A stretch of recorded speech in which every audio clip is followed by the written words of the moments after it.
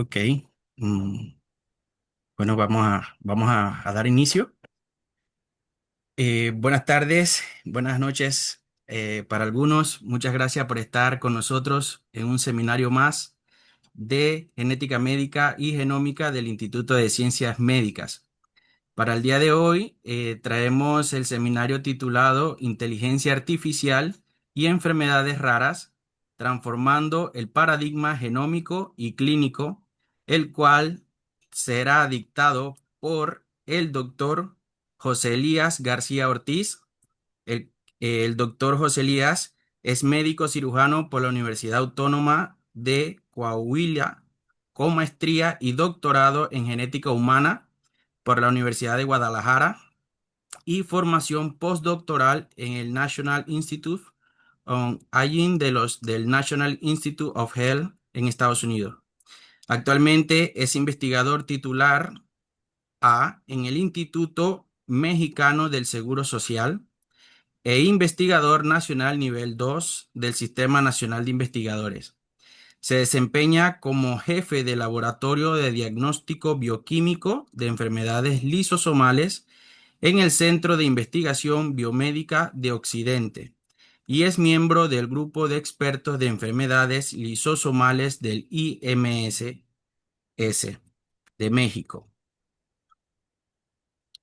El doctor en el ámbito académico y de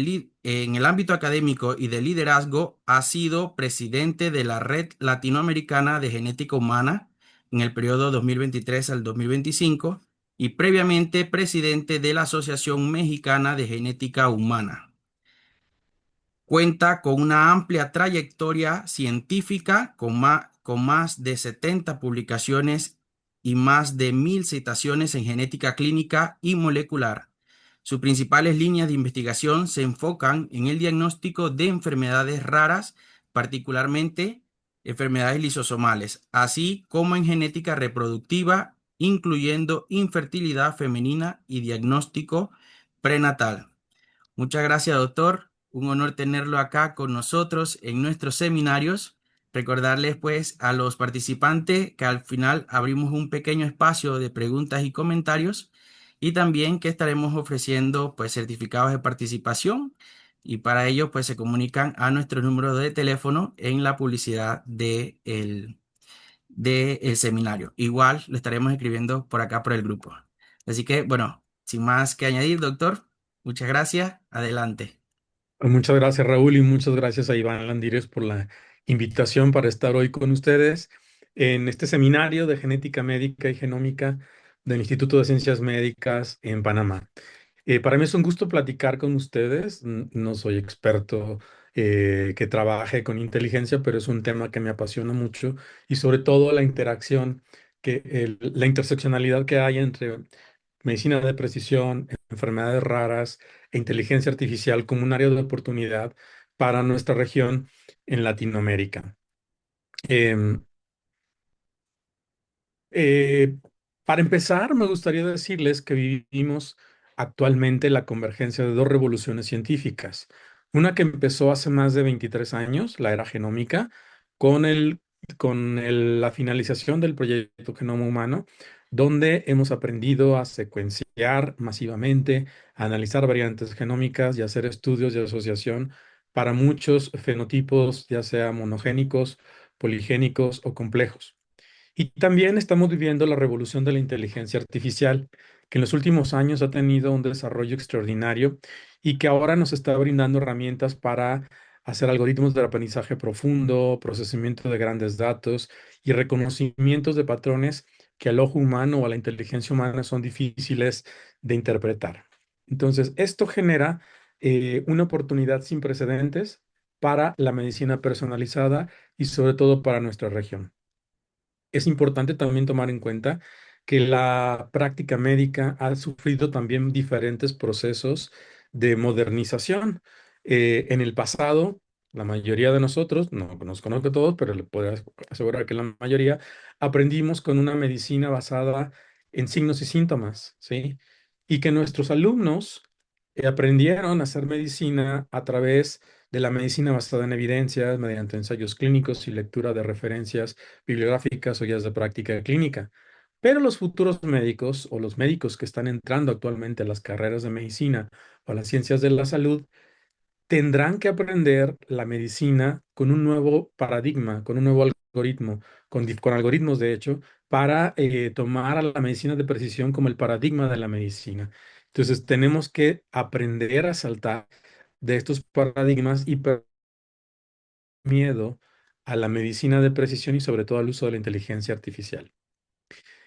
En nuestra región particularmente, la implementación de la medicina de precisión tiene varias barreras estructurales y más que barreras, muros estructurales. Algunos de ellos están aquí mencionados. Tenemos una infraestructura genómica muy limitada y muy concentrada en algunos puntos de la región, en ciudades capitales, en ciudades importantes, y el resto de nuestros países están en el total desamparo. También los costos tan altos que implican el acceso a estas tecnologías, tanto para sistemas públicos, igualmente para sistemas privados. La escasez de genetistas clínicos certificados en la región. Por ahí tenemos un trabajo donde hemos evaluado el índice de genetistas por país, y prácticamente el único país que en este momento está por debajo de un médico genetista por 100,000 es Cuba. El resto estamos en diferentes proporciones y en promedio en la región latinoamericana hay un genetista por cada medio millón de habitantes. Tenemos también una gran subrepresentación en bases de datos genómicos. Nuestra población, que somos el 16% de la población general, representamos menos del 2% en bases de datos genómicos. Y también nuestros marcos regulatorios son muy heterogéneos. Sin embargo, esto también nos debe eh, generar palancas de cambio a través de la colaboración internacional, el uso de herramientas novedosas como la telemedicina para resolver la escasez de genetistas, iniciativas de capacitación masiva a nivel médico y proyectos de secuenciación poblacional que afortunadamente ya se están desarrollando en algunos países, como en México, como en Perú, como en Argentina, en Brasil y Argentina, por ejemplo. También en Colombia. Hay un interés creciente de los gobiernos por implementar medidas de la medicina de precisión como modelos para la atención de nuestra población. Entonces, en nuestra región, Latinoamérica es un continente de profundos contrastes. Hay una gran riqueza cultural y sobre todo una gran biodiversidad. La población latinoamericana es la segunda población más diversa genéticamente del mundo. La primera es África. Y eso también va a generar brechas significativas en el acceso a salud, sobre todo en el contexto de las enfermedades raras, ya que estas representan un problema de salud pública que gravemente está subestimado, afectando a millones de personas. En teoría, nuestra población, bueno, cada uno de nuestros países tiene diferentes estimaciones, que es el 5% de la población, y el subdiagnóstico, al menos en México, para cualquier enfermedad que ustedes me digan, está por arriba o cercano al 80%. Entonces es un gran problema de salud. Y este es uno de los desafíos ocultos de las enfermedades raras. Son más de 7,000, más o menos, dependiendo de dónde revisemos el catálogo. Para mí el de Orphanet es el más preciso. Esto implica una población global de 400 o 450 millones de personas en todo el mundo. El 80%, 78%, de hecho, de todas estas enfermedades tienen un origen genético. La mitad de ellas afecta a la población pediátrica y en promedio un paciente se va a tardar de 5 a 7 años para llegar a un diagnóstico. En nuestra región, y sobre todo particularmente en México, este promedio va de 10 a 15 años. Entonces, la odisea diagnóstica continúa siendo la regla. Múltiples consultas, muchas pruebas diagnósticas equivocadas y la generación de una incertidumbre que no se acaba. Eh, Esta odisea diagnóstica también se acentúa por un cuello de botella genómico. Em, ya dijimos que el 80% de las enfermedades genéticas tienen un origen genético y por lo tanto el acceso a una prueba diagnóstica de siguiente generación genómica nos ayudaría a facilitar y a reducir estas odiseas diagnósticas. El retraso va de los 5 a los 15 años y bueno, es importante saberlas utilizar para reducir esta odisea diagnóstica. Pero ¿cuáles son las dificultades que actualmente tenemos para llegar al diagnóstico? Si acabo de decir que tenemos herramientas importantes que lo pueden reducir, aquí voy a mencionar solo cuatro. En prácticamente todos nuestros países tenemos fragmentación asistencial. No hay una adecuada coordinación entre los diferentes niveles de atención y el paciente puede consultar una cantidad enorme de especialistas sin que ese se comunique con otro colega o con otro especialista de otra área para llegar más rápido a una comunicación. También el acceso a estos especialistas está limitado por desigualdades geográficas y económicas. Hay sesgos diagnósticos importantes porque nuestra población no está suficientemente representada en bases genómicas o en bases de información y el fenotipado o la caracterización de los fenotipos puede a veces hacerse de manera inconsistente o no sabemos utilizar las herramientas de fenotipificación ontológicas que existen para hacerlo más eficiente. En teoría, hay un algoritmo que nos permite llegar rápidamente a un diagnóstico confirmatorio en una enfermedad rara. Y lo primero implica hacer una evaluación clínica en el paciente y fenotipificar adecuadamente el paciente con base en esta terminología. Una vez que obtenemos el consentimiento del paciente para explicarle en qué consisten las pruebas y el acceso a ellas, podemos hacer pruebas escalonadas, ya sea a través de paneles de genes, exomas, genomas, dependiendo de la complejidad del caso, y mediante un análisis multidisciplinario que puede estar o no asistido por inteligencia artificial, podemos llegar a un resultado. Y en caso de que sea incierto o no lo tengamos, también podemos hacer reanálisis periódico para analizar esta información. Y este modelo es iterativo. Cada caso se puede seguir evaluando y llegar de esta manera más rápidamente a un diagnóstico. En este momento estamos prácticamente concentrados, yo diría al 95%, en la ola genómica. Tenemos acceso, aunque sea limitado en algunos casos, a todo lo que es la secuenciación de siguiente generación. Podemos hacer secuenciación de paneles de genes, de secuenciar genes a través de paneles, secuenciar un exoma que sea completo o clínico y secuenciar genomas completos. Y esto obviamente alimenta o realimenta bases de datos informáticas.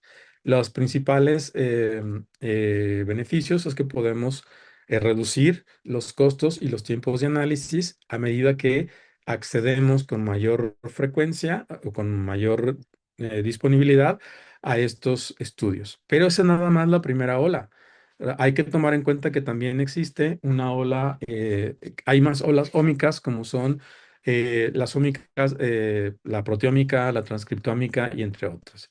Y todo forma parte de un ciclo de investigación y de medicina translacional que empieza con la evaluación del paciente, la evaluación del médico, la recolección de muestras, el ingreso de los datos en archivos electrónicos clínicos digitales, la obtención de los datos, la interpretación y el descubrimiento incluso de nuevos biomarcadores o la translación clínica, es decir, acceder a nuevos tratamientos o medicamentos personalizados para un solo paciente en algunos casos.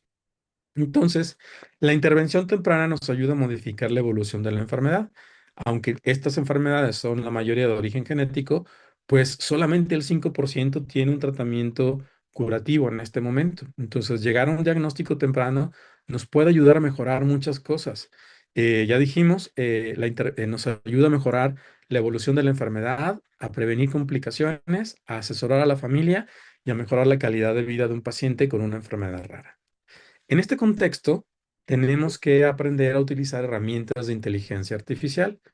Yo no soy experto en inteligencia, pero podemos entender y reconocer que hay un universo completo de inteligencia artificial. Anteriormente se clasificaba este mundo en el machine learning, las redes neuronales, el deep learning y lo que más conocemos o lo más que está de moda es la inteligencia artificial generativa. Pero hay diferentes capas. Y bueno, en términos generales, la inteligencia artificial es aquella tecnología que le permite a una computadora, a un algoritmo, a una máquina, actuar o pensar como un humano. Y hay diferentes lenguajes y conceptos que tendríamos que aprender a familiarizarnos para aprender a usar estas herramientas. No es necesario que lo hagamos, pero si entendemos estas diferencias, podemos ser más eficientes en el uso de ellas. Entonces, La inteligencia artificial nos puede ayudar a mejorar estos procesos diagnósticos, ya que podemos hacer análisis de datos masivos, más rápidos y mejores. La inteligencia artificial también puede identificar patrones que serían difíciles de reconocer eh, con nuestro conocimiento o nos tardaríamos más en llegar a ellos. También continuamente puede reaprender y también puede hacer reanálisis periódicos. Y esto genera un ecosistema de medicina de precisión donde se facilita el intercambio de recursos y conocimientos en áreas clínicas y en áreas de investigación para acelerar los diagnósticos y descubrir nuevos genes y nuevos mecanismos de enfermedad en términos generales.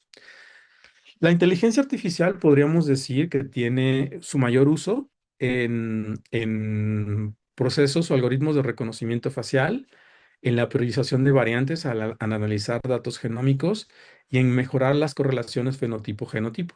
Esto en teoría nos ayuda a reducir los tiempos diagnósticos de manera significativa, hasta en un 40 o 50%, a reconocer nuevos patrones o síndromes genéticos y en algunos casos a personalizar tratamientos basados en datos masivos.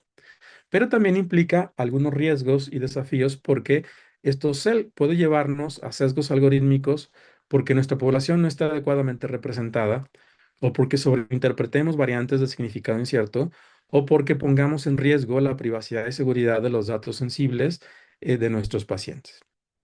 En términos generales, la inteligencia artificial se utiliza mayoritariamente para interpretar de manera automatizada variantes genéticas, para predecir enfermedades no solamente monogénicas, sino ahora también poligénicas, multifactoriales y complejas.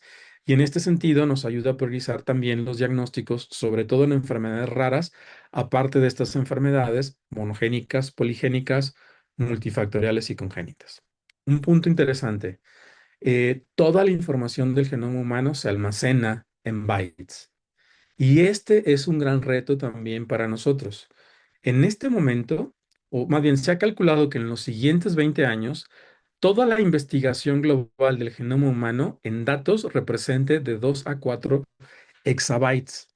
Y para darnos una idea, el año pasado, en el año 2025, se generaban por día entre 15 y 40 petabytes de datos genómicos, es decir, es un cuadrillón de bytes. Yo creo que estamos familiarizados con los megas, los gigas y probablemente los teras.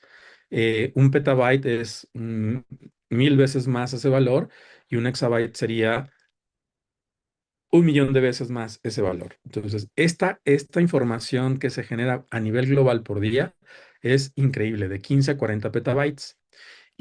Los datos genómicos que se generaron el año pasado estuvo en el orden de los 328 exabytes por día. Todavía nos falta un buen camino por recorrer.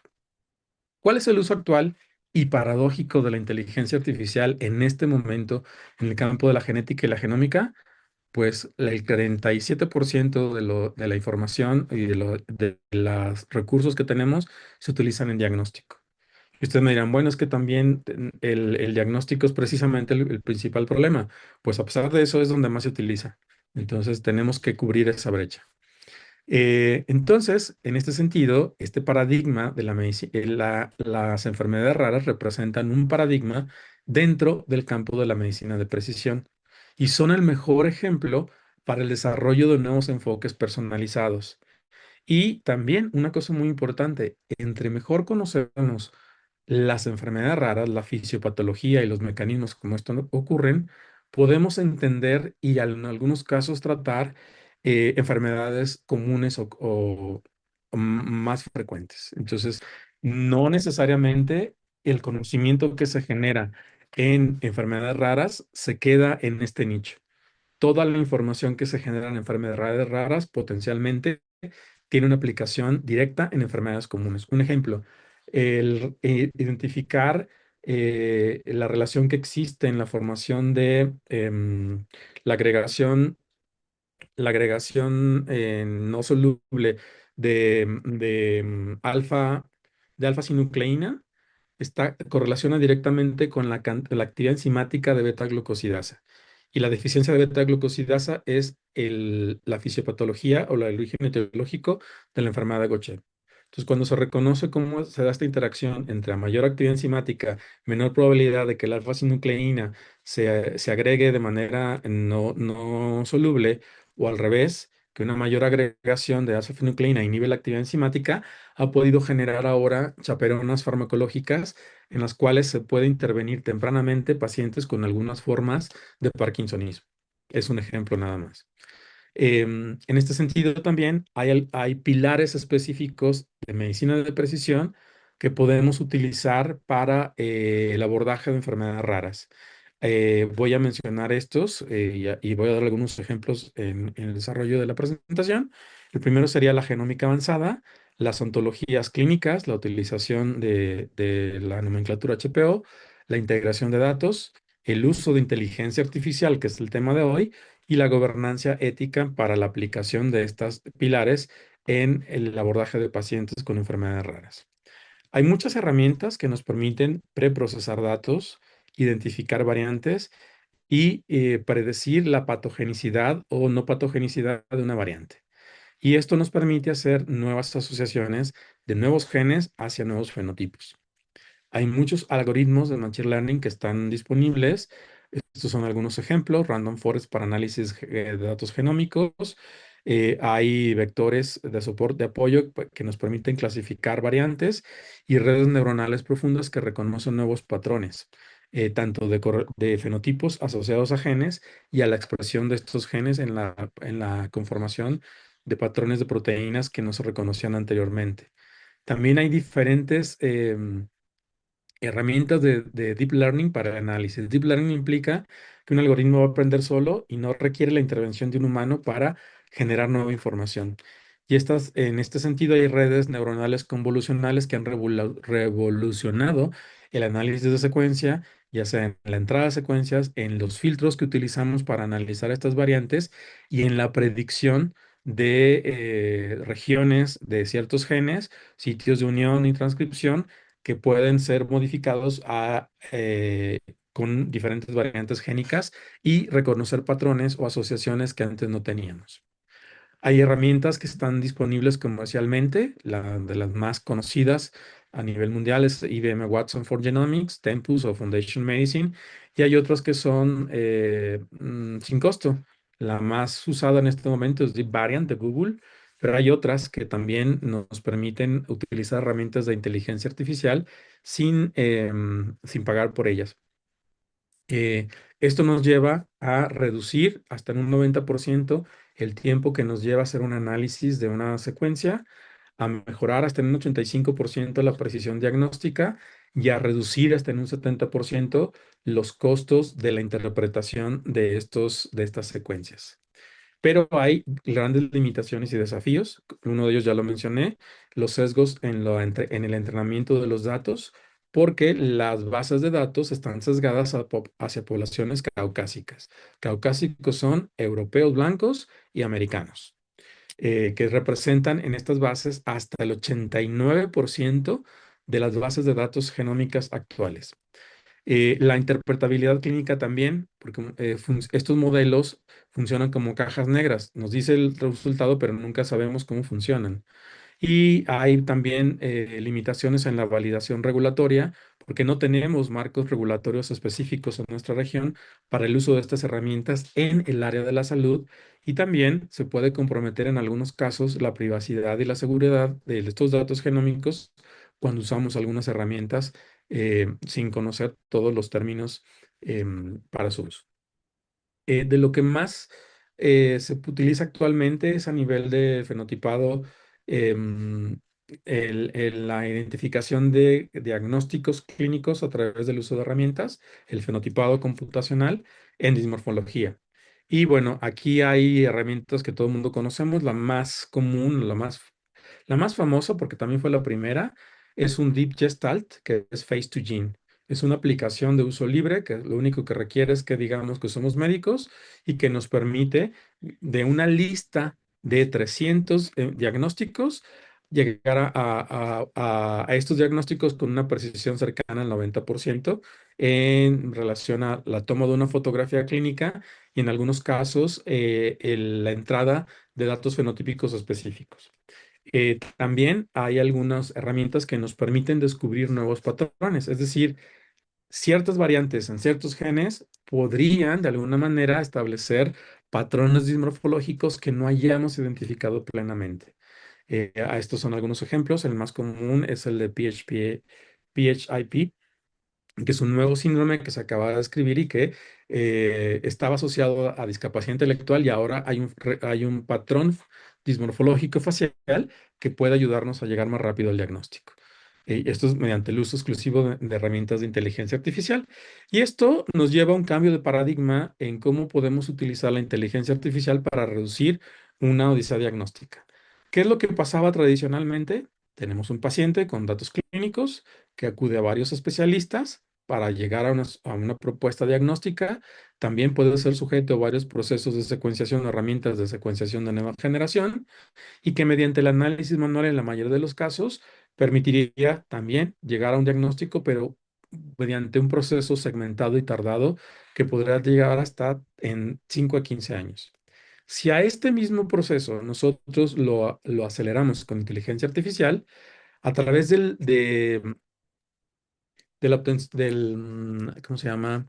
El procesamiento natural del lenguaje, o sea, herramientas que leen una nota, la interpretan en ontología HPO, genera un fenotipado profundo y si yo hago un análisis genómico a través de redes neuronales de esta secuenciación que obtengo del paciente, hay modelos como el Phenopocket que hacen una integración multimodal y que permite asociar las variantes que encuentro con el fenotipo que estoy viendo en el paciente de los datos que obtuve de un expediente que hizo el médico o que ingresó en un expediente clínico electrónico. Y esto acelera el diagnóstico en semanas. Este es un modelo, obviamente no es la panacea ni la respuesta para todo. Y aquí lo más interesante y lo más nuevo es el uso de procesamiento del lenguaje natural. Es decir, yo no necesitaría ni siquiera eh, convertir la información clínica o traducir yo como humano la información clínica en un fenotipo HPO, sí, en un fenotipo HPO, sino que la inteligencia artificial lee, interpreta y de ahí obtiene estos datos ontológicos. Entonces, aquí se generan nuevos modelos de lenguaje, se llaman marcos híbridos, para leer el expediente, reconocer estos fenotipos y luego hacer todos estos procesos de diagnóstico, ayudándonos a confirmar diagnósticos más rápido y a reducir resultados falsos. También, fuera de la ola genómica, también se puede utilizar la inteligencia artificial a gran escala para interpretar proteomas completos. Y de esta manera podríamos tener una variante ultra rara, una variante de significado incierto o de muy baja frecuencia que mediante estos modelos, como en el POP-IBI, puede predecir la patogenicidad en todo el proteoma y de esta manera mejorar la interpretación que hacemos de esa variante. Y de esta manera, una variante que podría ser clasificada como significado incierto, a través de estos algoritmos de inteligencia artificial, nos podría predecir estos patrones y hacer más eficiente la interpretación de esta variante que anteriormente no había sido descrita. También, de esta manera podemos mejorar la integración fenotipo-genotipo a través de redes de interactomas. En este caso, tenemos pacientes que sabemos claramente cuál es el cuadro clínico que tiene, pero no corresponde a ninguno de los síndromes previamente conocidos o descritos. Si utilizamos herramientas como en este caso el ClinPrior, puede vincular cada una de estas variantes a través de una red de interacción, obviamente con variantes en estos genes para expresión de proteínas. Y de esta manera reconocer patrones que nos lleven a em, identificar nuevos genes candidatos asociados a nuevos fenotipos o incluso a fenotipos ya descritos en los cuales podemos ampliar el fenotipo ya descrito o la etiología de estos fenotipos. Que obviamente esto está más en el área de la investigación. También un problema muy interesante y algo que se pretende mejorar con las nuevas herramientas es el evitar las alucinaciones. Todo el mundo sabemos que la inteligencia artificial puede inventar información, sobre todo la inteligencia artificial generativa, porque está diseñada para eso.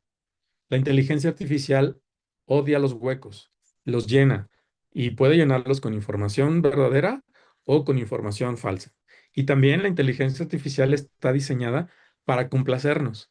Entonces tenemos que domar nuestra inteligencia artificial para que razone de una manera racional, solamente me dé información verificada, que no invente y que solamente utilice ciertas bases para obtener esa información.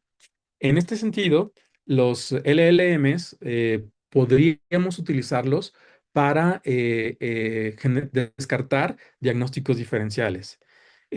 Obviamente tenemos que reducir este riesgo de alucinación y para eso se han creado soluciones RAG, que es la generación aumentada por recuperación, en el cual yo puedo entrenar un sistema, o bueno, yo no, pero se puede generar un sistema en el cual mediante un bot, un chat GPT, pero que sea un clínico, un chat GPT clínico, me interprete o me haga estas asociaciones anclado únicamente a los fenotipos validados.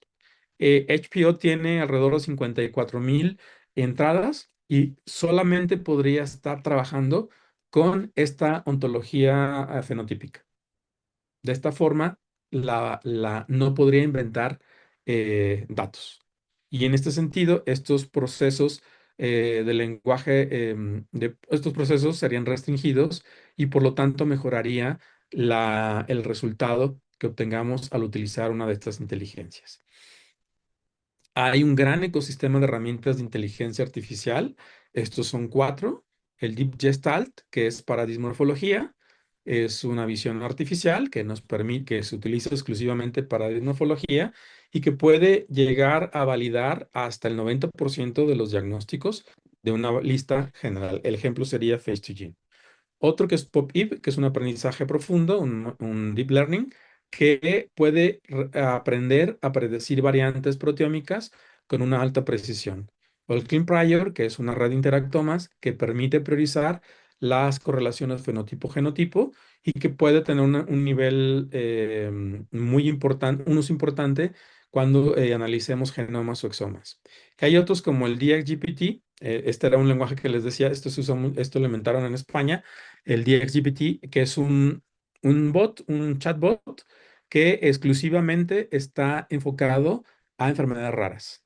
Y este chat es interesante porque lo creó el papá de un paciente. Lo creó porque estaba harto de que su médico no supiera el diagnóstico de su hijo. Esa fue la razón. Hay muchos ejemplos, aquí están algunos, quizá los más conocidos son CleanBar o BarChat, Franklin, entre otros, para utilizar estas herramientas en la web para el análisis rápido de secuencias. Pero también hay muchas apps, algunas que ya les mencioné, que es Face2Gene, el otro también muy conocido es Ardicom, y en el caso de Colombia, el Ofelia, que es un bot diseñado para pacientes que puede ayudar a que una persona que sospecha que su hijo o ella misma tiene una enfermedad no identificada, no le haga el diagnóstico, pero sí pueda categorizar si esta persona o este individuo tiene un alto riesgo de padecer una enfermedad rara y lo pone en contacto con un grupo de expertos que lo pueda ayudar. Y el lenguaje que usa es muy intuitivo, es decir, no necesito yo saber datos clínicos yo lo digo en mi lenguaje coloquial, la información y el sistema interpreta para generar un patrón. Y con base en este patrón, en este algoritmo, reconocer si el paciente tiene una enfermedad, que pueda hacer el diagnóstico o no, pero no se lo da al paciente, sino lo pone en contacto.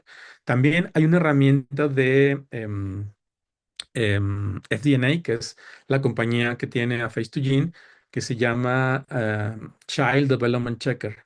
Actualmente está disponible en Estados Unidos, que funciona igual de esta forma.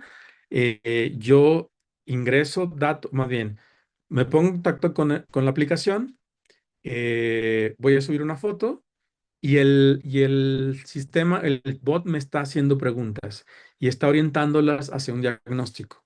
Al final no me da el diagnóstico, pero sí me dice, tienes una alta probabilidad de tener una enfermedad rara y el médico especialista o el centro de apoyo más cercano en Estados Unidos es este. Y contacta y te da la conexión con ellos. Y así hay muchas aplicaciones que aparecen cada día. Estos son algunos ejemplos. Entonces, hay otro que son la interoperabilidad de los Genopackets, en los cuales podemos tomar datos de la población, o tomar muestras biológicas, hacer el análisis y generar nuevos fenotipos y mejorar la interpretación. Y aquí lo único que necesitamos, una ontología HPO y el resultado de un genotipo a través de un BCF. Y el sistema va a hacer esta correlación y nos va a dar una lista de posibles diagnósticos. Otro uso importante de estas tecnologías de inteligencia artificial en medicina de precisión es el reposicionamiento de fármacos. Y en este sentido es usar información sobre fármacos ya descritos en la medicina que pueda a través de nuevas indicaciones y nuevas asociaciones generar nuevos usos. Un ejemplo que, bueno, no se obtuvo aquí por reposicionamiento de fármacos, pero es un ejemplo de que los mencionaba, el Ambroxol, que es un medicamento viejo conocido para el tratamiento de la tos, actualmente a dosis más altas, se puede utilizar para el manejo para reducir las crisis convulsivas mioclónicas y los movimientos anormales, la parálisis supranuclear de la mirada en pacientes con enfermedad de Gaucher neuronopático.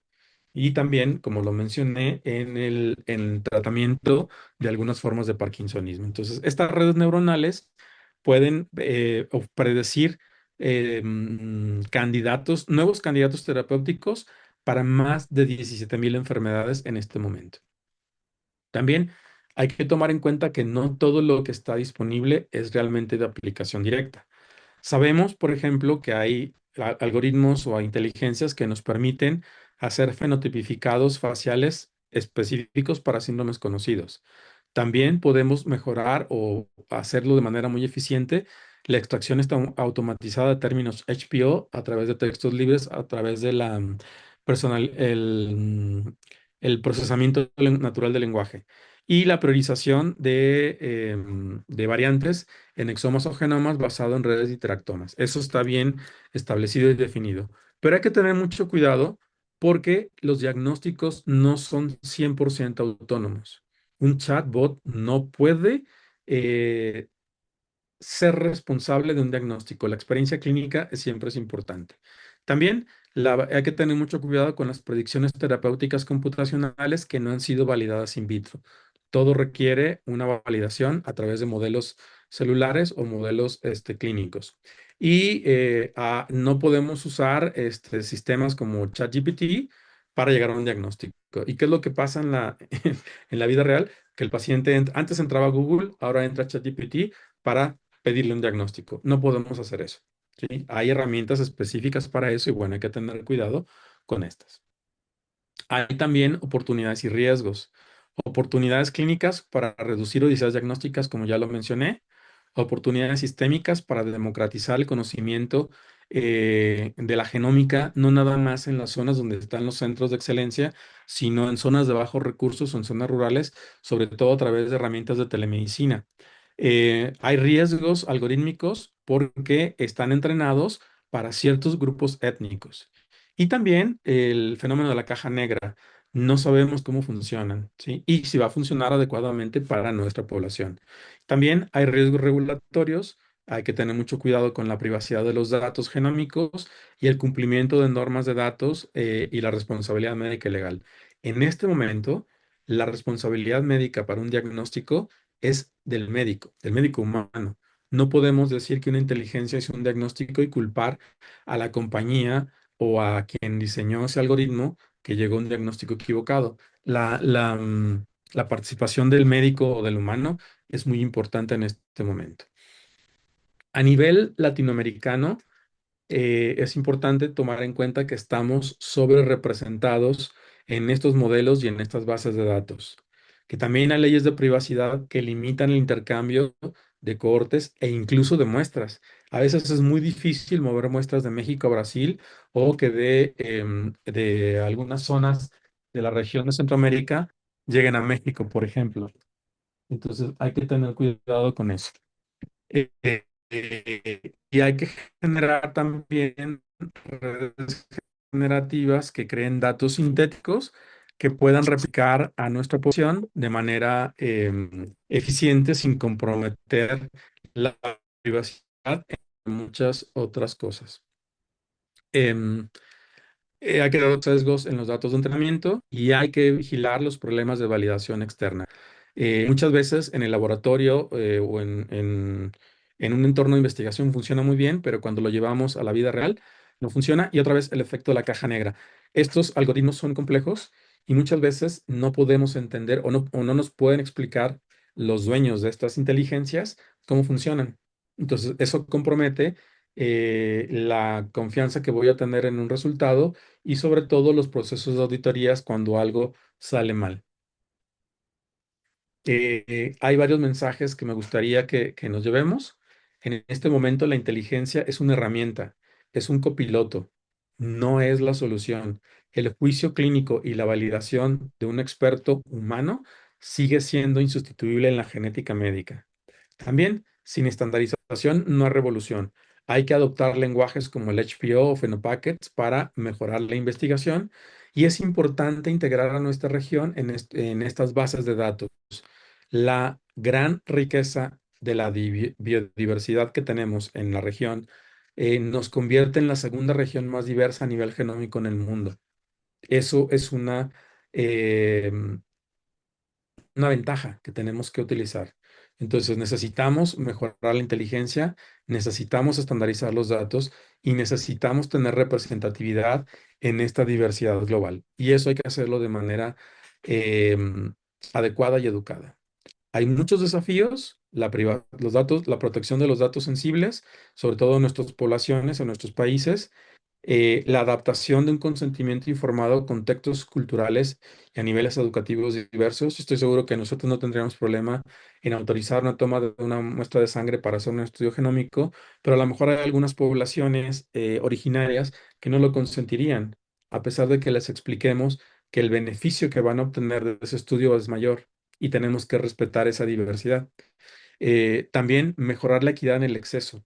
En este momento, la inteligencia artificial es una herramienta que puede ayudarnos a reducir esa brecha que ha existido tradicionalmente e históricamente entre ricos y pobres, pero si no lo usamos bien, va a hacer que esta brecha sea más grande, así como la ha aumentado el acceso a los datos genómicos. Y hay que tener marcos regulatorios regionales para la legislación. Como países hermanos, deberíamos compartir leyes y sobre todo trabajar de manera conjunta para que éstas sean homólogas. Estos desafíos éticos también requieren una atención importante y prioritaria. Tenemos que mejorar el acceso, proteger a las familias vulnerables, proteger los datos, la privacidad de los datos genómicos, armonizar el uso de consentimientos informados e integrar estas herramientas en los sistemas públicos de salud. Em, para mí, un modelo exitoso o un indicador de éxito para la implementación de estas tecnologías en el diagnóstico de enfermedades raras sería que en vez de tardarnos años, nos tardemos menos de 6 meses para llegar a un diagnóstico. Que nuestra tasa diagnóstica sea del 40% más o menos, que es en este momento promedio por un estudio genómico que aumentemos 5 veces el impacto terapéutico. En vez de que solo uno de cada 20 pacientes, uno de cada, más bien, el 5% de las enfermedades raras tiene tratamiento. Tenemos que subir ese impacto a través del uso de nuevas herramientas que nos permitan identificar nuevos targets terapéuticos. Que el 100% de nuestros pacientes tengan la disponibilidad del acceso a estos servicios en su propio país, que no tengan que moverse a otra región ni que tengan que irse a otro país. Y que el reanálisis efectivo nos mejore las tasas diagnósticas. Obviamente, este es un wish list, no es una realidad, pero podría funcionar para tomar medidas y caminar hacia ese sentido. Hay estándares y recursos que están disponibles. El HPO es un vocabulario que está estandarizado y que lo podemos usar de manera libre. También hay bases de datos como el OMIM que tiene información importante. Tenemos que trabajar en la creación de redes colaborativas y sobre todo que trabajemos en la creación de biobancos, pero con biobancos FAIR, que sean repositorios que podamos encontrar fácilmente una muestra que sea accesible para para toda la población que trabaja en investigación o en campos clínicos, que sea interoperable y que se pueda reusar. Estas serían las características que deberían tener nuestros biobancos y que no todos cumplen con ellas. Hay brechas importantes, ya lo dije, la subrepresentación de datos, el acceso limitado a la tecnología y la falta de personal médico especializado. ¿Cómo podemos hacerlo? Trabajando en equipo, estableciendo estrategias de colaboración y sobre todo sabiendo cuáles son las métricas que vamos a tomar para decidir si estas tecnologías y estos procesos educativos son eficientes. No tenemos que esperar a que esto llegue. En realidad, esto ya está. La inteligencia artificial ya está en el área clínica, ya está en el área de la salud y no se va a ir. De hecho, acabamos de tener un conversatorio hace un par de horas y una de las conclusiones a las que llegamos es que las herramientas de inteligencia artificial en los siguientes 5 años no van a ser necesarias, van a ser fundamentales y el médico que no las use va a estar desactualizado. Entonces tenemos que aprender a usarlas, a perderles el miedo, a entender cómo funcionan y a utilizarlas en beneficio de nuestros pacientes. Y creo que esta es la última diapositiva. Les agradezco mucho su atención, le agradezco mucho la invitación para participar con ustedes y bueno, les invito a seguir en mis redes. Tenemos una revista para la difusión de enfermedades raras en español que la hacemos en colaboración con colegas en España que se llama Enlizos, es de acceso libre. Y bueno, yo también tengo dos podcasts donde hablo de, no de enfermedad, no de, bueno, tengo un podcast exclusivo para enfermedades raras, se llama Explorando enfermedades raras en 5 minutos, donde cada día en que se celebra un día internacional o mundial de una enfermedad rara, hablamos de ella en 5 minutos. Y también tengo un podcast, ahorita en este momento estamos trabajando en la siguiente temporada, donde hablamos de temas de genética humana. Y bueno, les agradezco mucho su atención y su participación y quedo a disposición por si hubiera alguna pregunta. Muchas gracias.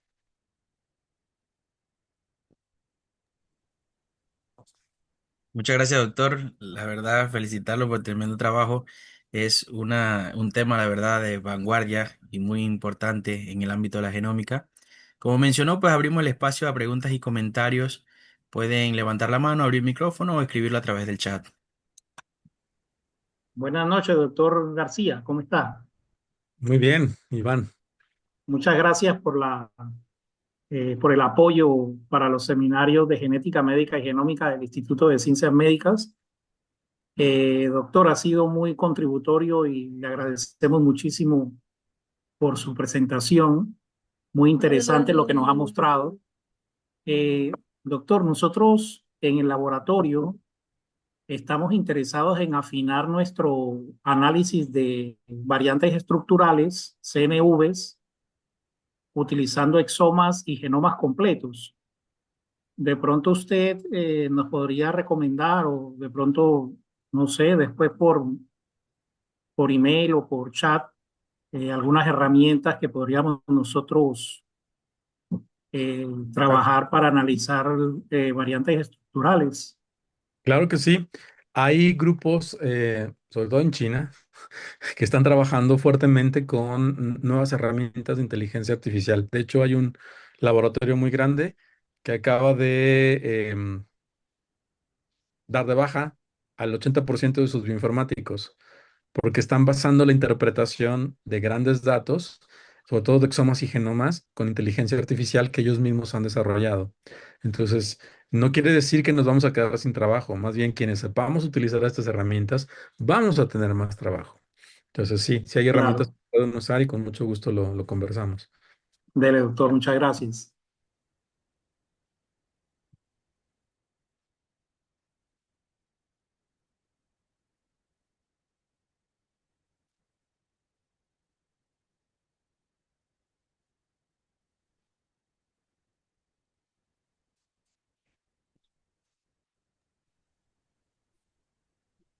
Si es, no sé si tenemos alguna otra pregunta, comentario.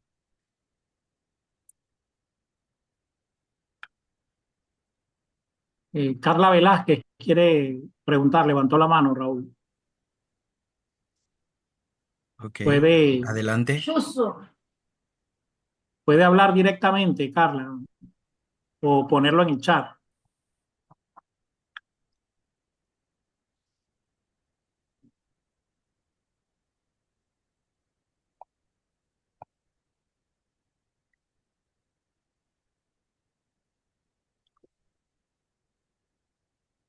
Bueno, no sé, ¿será que se le activó? Eh, bueno, acá tenemos una pregunta al chat, pero bueno, es para nosotros. ¿Cómo me puedo enterar más sobre docencias como esta?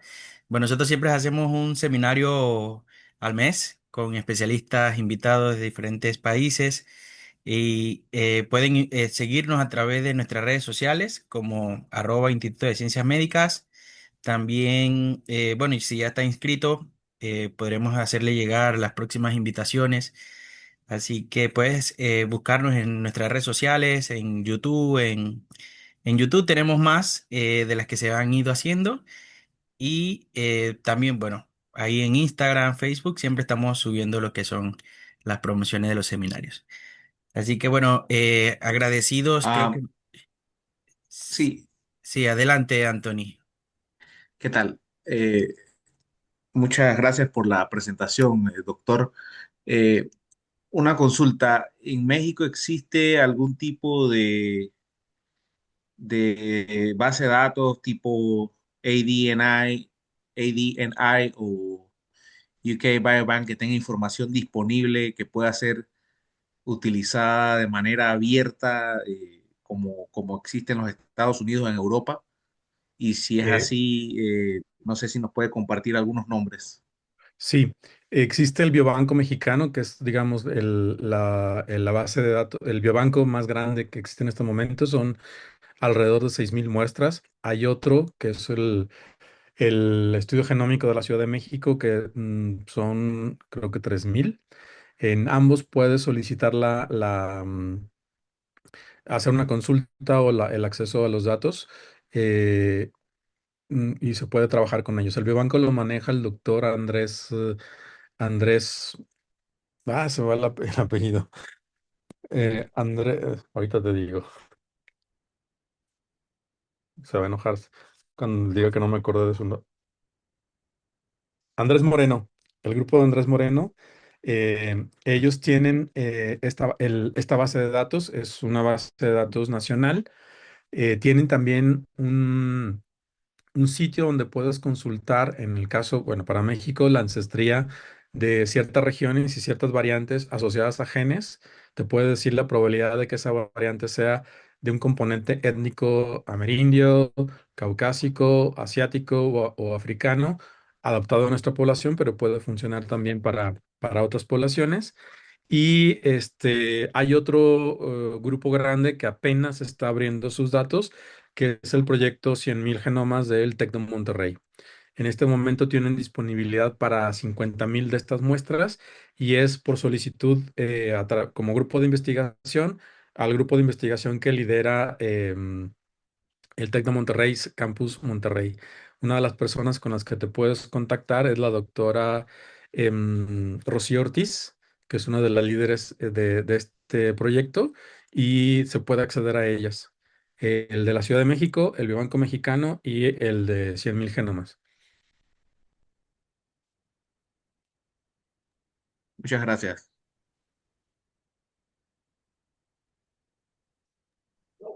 Ok, muchas gracias, doctor. Acá en el chat, pues, mencionan felicitaciones por tremenda conferencia. Y bueno, acá mencionan que van a estar pendientes a su podcast de enfermedades raras. Así que, pues, muchas gracias. Cla- Eh, claro que sí. De hecho, hoy es el Día Internacional de la Anemia Hemolítica Autoinmune Idiopática. Entonces, todos los días, casi todos los días hay un motivo para conmemorar. Entonces, sí, les invito a que lo escuchen. En 5 minutos se pueden enterar de datos interesantes. Como no, doctor. Ahí lo escucharemos. Así que bueno, yo creo que daremos por terminada la sesión. No hay más preguntas. Nuevamente, pues agradecerle, doctor, por su participación y el apoyo con nuestros seminarios y a todos los participantes por estar con nosotros el día de hoy. Y bueno, estén pendientes a nuestros próximos seminarios y sigan las cuentas del doctor y sigan nuestras cuentas también del Instituto de Ciencias Médicas.